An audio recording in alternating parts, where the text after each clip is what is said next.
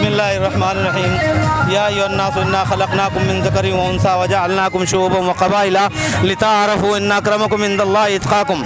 अल्लाह सुब्हानहु व तआला ने अपने अंतिम संदेश कुरान शरीफ में एक आयत नाजिल की है, जिसका मतलब यह है कि ए इंसानों, ए लोगों, ए मनुष्य जाति, मैंने तुम्हें एक इंसान, एक मर्द और एक औरत से जोड़े से पैदा किया है और तुम्हें अलग अलग ख़ानदानों और बिरादरियों में बांट दिया। और वो इसलिए ताकि तुम एक दूसरे को पहचान सको, और वो इसलिए नहीं कि तुम अपने आप को बड़ा समझो।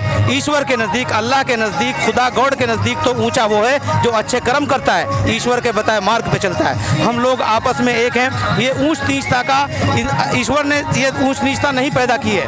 अल्लाह ने, ईश्वर ने, भगवान ने तो हम तमाम इंसानों को एक जैसा बनाया है। हम एक ही माता पिता की संतान हैं। हम एक ही धरती पर, अल्लाह के बनाए हुए की धरती पर रह रहे हैं। हमारे ईश्वर का बनाया हुआ एक ही कानून, एक ही संविधान सबके लिए। हम सब बराबर में आपस में भाई भाई हैं, और ऐसे भाई हैं जैसे दो सगे भाई होते हैं, एक ही माता पिता की संतान, वैसे ही हम भी आपस में भाई भाई हैं। हम में कोई ऊंच नीच नहीं, ना कोई ऊंची जाति है, ना कोई नीची जाति है, ना कोई गरीब है, ना कोई अमीर है, बल्कि ईश्वर अल्लाह भगवान ने तो हमें सबको एक जैसा बताया। सबको दो आँख, दो कान, दो हाथ दिए।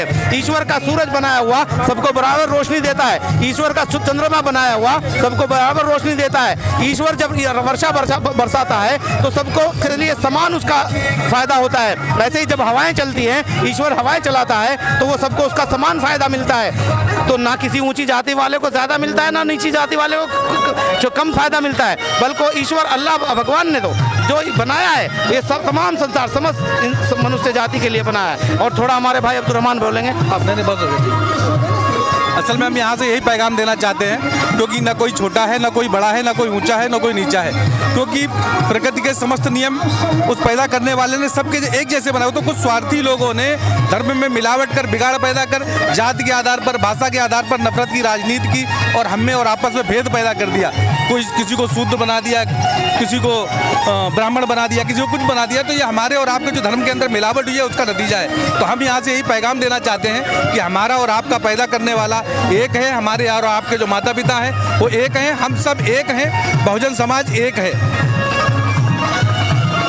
आज बाबा साहब के 128वें जन्मदिन पर सभी देशवासियों को बधाई और सभी को शुभकामनाएं। जैसा हजूम यहाँ देखने को मिलता है, ऐसा हजूम जो यहाँ हिंदू, मुस्लिम, सिख, ईसाई सभी भाई यहाँ पर आकर के जो इस बाबा साहब अम्बेडकर के उत्सव को मनाते हैं। ये जो बहुत बड़ा मुस्लिम कम्युनिटी जो कि हमारे यहाँ बाबा साहब अम्बेडकर के जन्म दिवस पर इस तरीके से आई और उन्होंने जो बाबा साहब अम्बेडकर के संविधान को समझा और उसे माना, उसके लिए हम इनका आभार व्यक्त करते हैं। सभी मुस्लिम भाइयों का आने पर यहाँ हार्दिक स्वागत है।